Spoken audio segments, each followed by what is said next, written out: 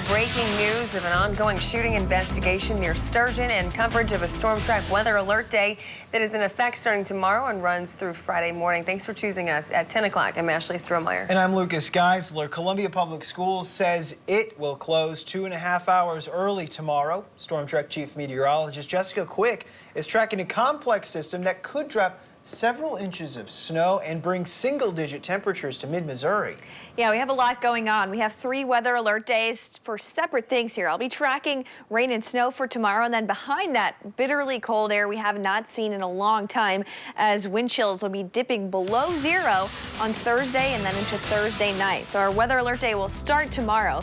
For that accumulating snow, we have a winter weather advisory that starts tomorrow morning. That will continue through Thursday morning for most of mid-Missouri. The only counties left out right now are south of Highway 54, where we'll see a little bit less snowfall accumulation. Right now, temperatures are still above freezing for many of us. It's 34 in Columbia and 32 in Jefferson City. Near the lake, it's a little bit warmer, mid to upper 30s. And overnight, we're going to be falling down to near freezing for most locations. And this is important, especially for areas north of I-70, where we're dropping down into the 20s. Those locations will be better off to see more snowfall accumulation during the day and into the evening. That's where the highest snowfall totals will be, because they're going to be a little cooler.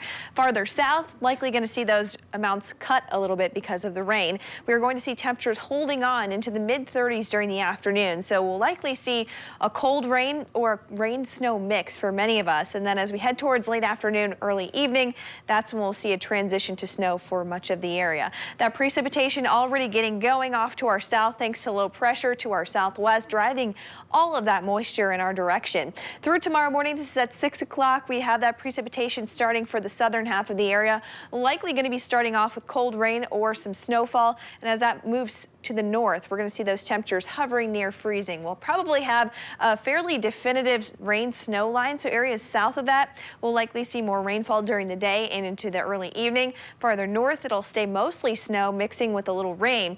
Into around 5 o'clock, 6 o'clock for the evening commute, that's when we'll start to see a changeover for much of the region, seeing more snowfall continuing through the evening. Even through 10 o'clock, many of us still seeing light to moderate snow showers. All of that clears out for Thursday morning. However, it gets much colder. Those winds really start to pick up, and we will feel even colder with that wind chill. During the day, temperatures only get up into the teens, feeling like just a couple degrees above 0. And we're even going to start out in the single digits on Friday. So some very cold air settling in behind this. Our snowfall amounts anywhere from 2 to 5 inches, and then we'll see those below 0 wind chills, meaning we could see some icy spots for sure on Thursday morning. So the morning commute will likely be very slick, and that cold air looks like it is going to stick around to the first part of Friday. Here's our ABC 17 Storm Track 7-day forecast. We will have that chance for snow and rain tomorrow. We're going to be pinpointing that throughout the morning and the afternoon. Then the rest of the week, we'll be tracking those cold temperatures at least through Thursday night. Finally getting a bump there through the weekend. We'll be back into the 40s by Saturday. Breaking news, one person is in custody after a shooting in Boone County. ABC 17's Barry Mangold joins us live at the scene. This is just off of Highway 63 near the exit for Highway 124. Barry, deputies say they believe they know everyone who was involved in this incident. Yeah, Ashley, Lucas, in just the past 45 minutes or so, deputies cleared this parking lot, which is in front of the former Hewer's Country Store. But the 2 cars that were inside of the crime scene are still here. We're going to play some footage that we got earlier when deputies were investigating. You can see that there were 2 cars. One had as many as 8 evidence markers placed around it.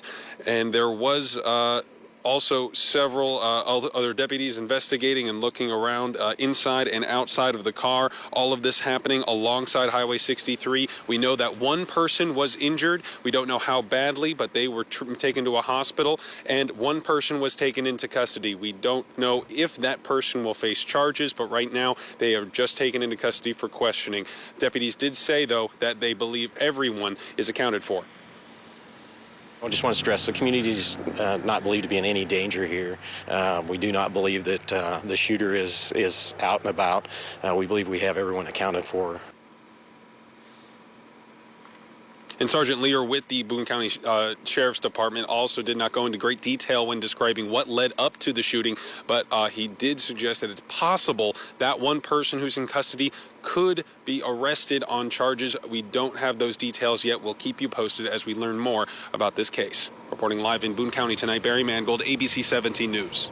Right now, the Ashland police chief is on paid administrative leave, and the city has not said why. We first told you about this as breaking news at 5. ABC 17's Sydney Olson joins us live in studio. Sydney, you were in Ashland earlier tonight trying to get a hold of everyone involved. I called Police Chief Lynn Wolford and left a message, but so far I have not heard back. Earlier tonight, I did catch up with the city administrator, Tony St. Romain, who says Wolford was told about his suspension today. The city administrator says Wolford was placed on administrative leave under orders from the mayor. St. Romain says he was recently made aware of the incident that led up to the investigation. I can tell you that I was made aware of it, and the mayor was made aware of a situation in the middle of last week, so Wednesday of last week. And so for the last few days, we have been begun an internal investigation. The situation they were made aware of is still unclear, as is the timeline of the investigation. City leaders sat down face-to-face with Wolford today to let him know the leave is taking place immediately. St. Romain did not know of any complaints against Wolford from citizens or city staff. As far as I know, there have been no personnel actions taken during his term as city administrator or city police chief.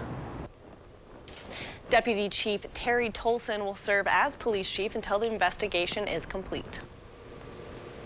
Sydney, thank you. The Board of Aldermen will take action to appoint Tolson to the position next Tuesday.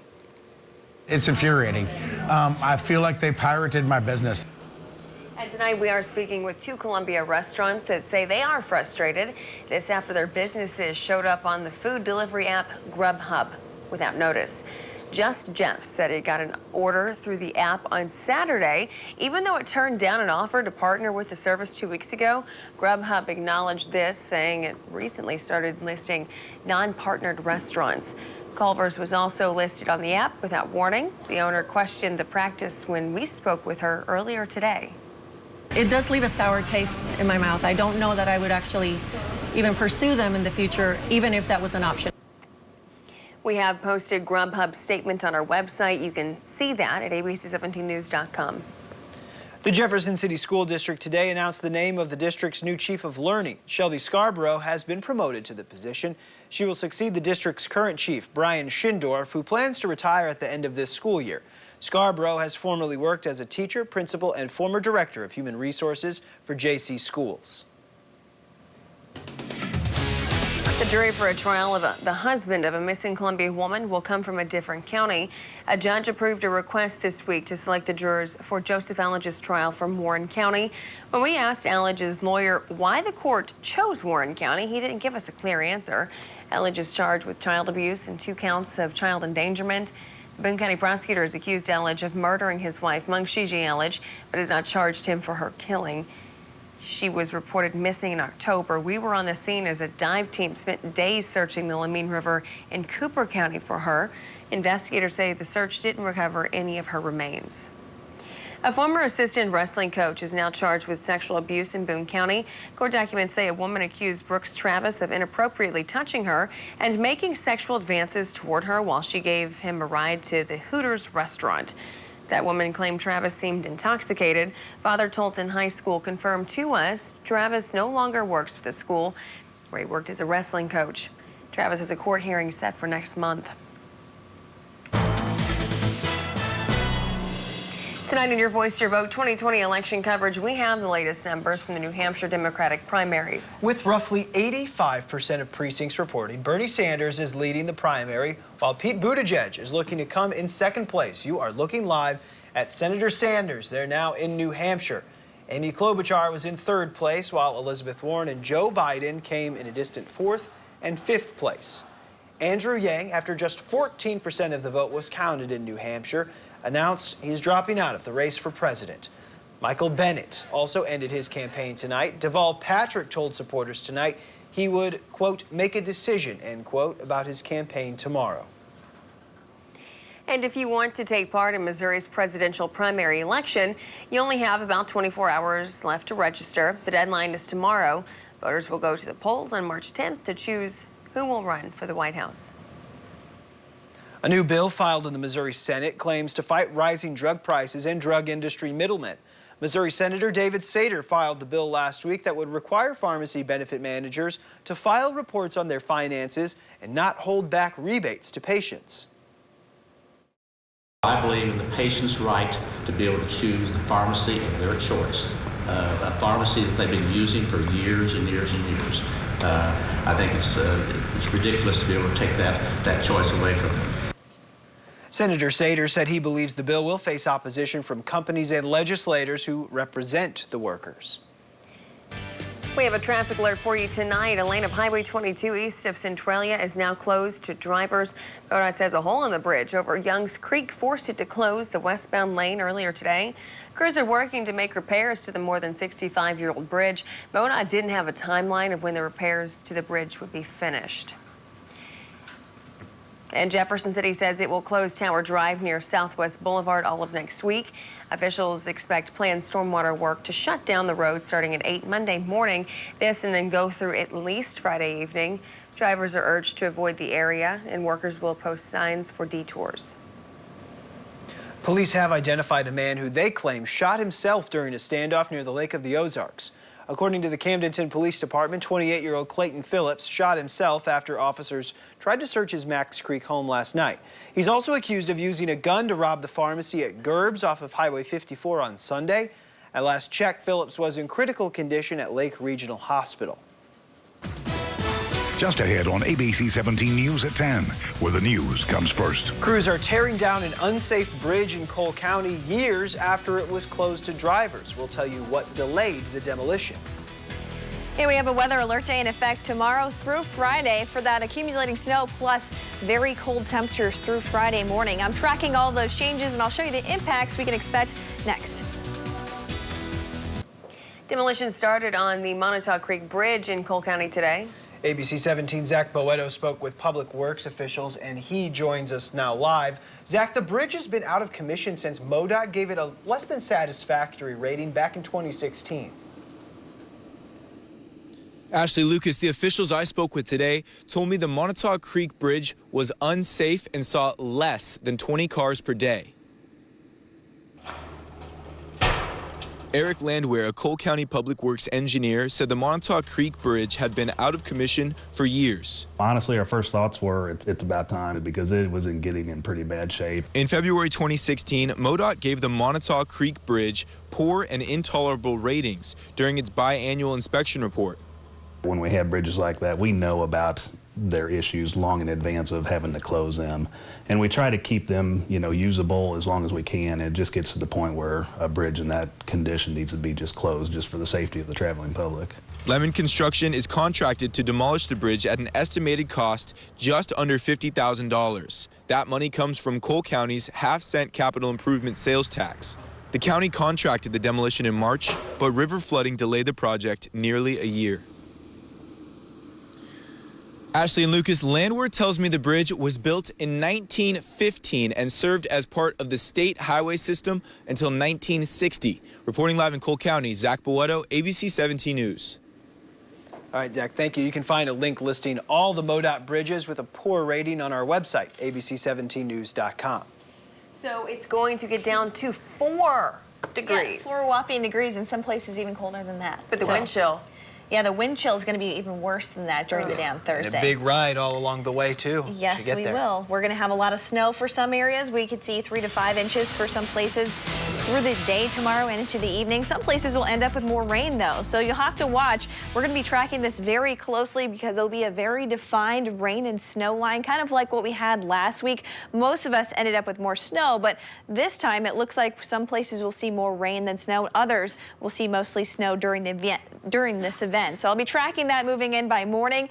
We will have that chance to see accumulation, and then behind that, bitterly cold wind chills and icy conditions on our Thursday morning. So this will be setting us up for the overnight here as temperatures will be falling a few more degrees as we're around 34 in Columbia, down to 32 right now in Jefferson City, eventually falling to right around freezing. It just depends where you are. A little bit farther north, that's where we'll have better chances of more accumulation because it'll be a little bit colder. This is the hour-by-hour forecast for tomorrow morning. We are going to be starting out right around freezing. So those of you who see precipitation first will start off as snow, eventually change over to some rain during the day as we'll be around 34. And then into the late afternoon, falling back down near or below freezing. Here's our future track through tomorrow morning. This is starting out at 6 o'clock, so rain will start to move in from the south, and depending where temperatures are at this point, we could see this starting off as snowfall. As this heads farther north into some cooler air, we're going to have that line. We are seeing a wintry mix here defined in pink. Areas north of that will likely see more accumulation during the day with some rain mixing in.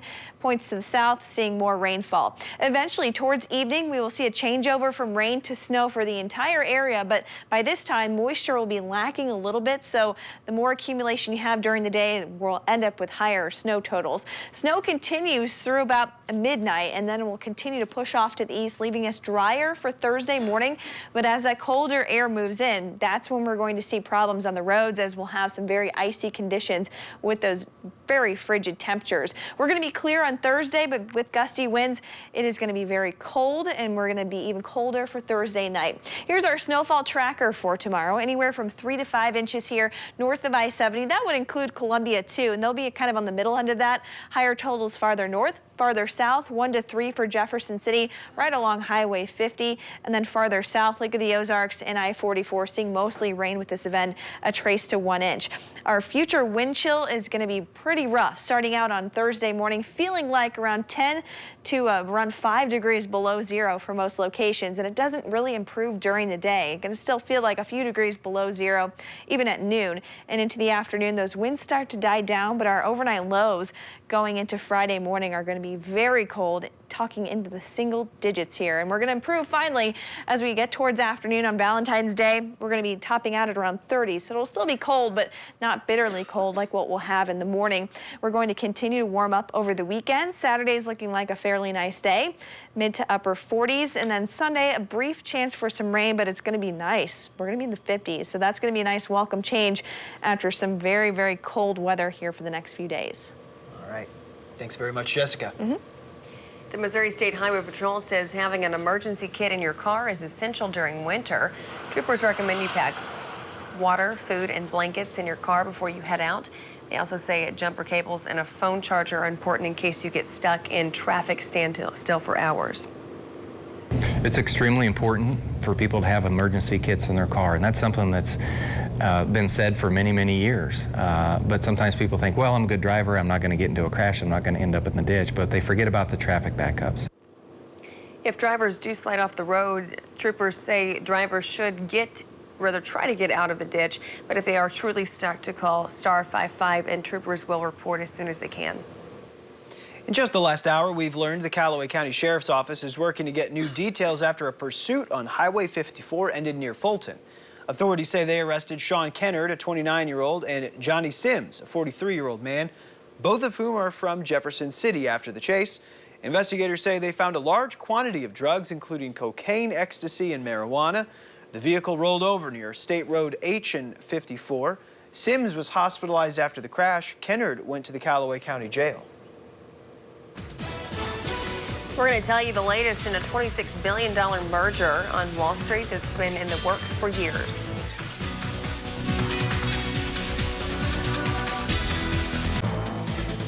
CNN is now projecting Bernie Sanders will win the New Hampshire primary. The news comes after 90% of precincts have reported.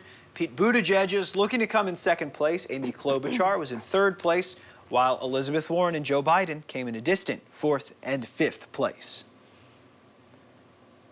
Sprint's stock soared more than 70% after a judge approved a merger between Sprint and T-Mobile. The $26 billion telecom deal has been in the works for years.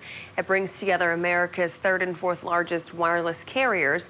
In the ruling, the judge said he didn't believe the companies would pursue anti-competitive behavior, rejecting a lawsuit filed by a dozen U.S. states. It's the second oldest rivalry west of the Mississippi River. ABC 17 Sports Director Andrew Kaufman has the Hickman-Jeff City highlights next.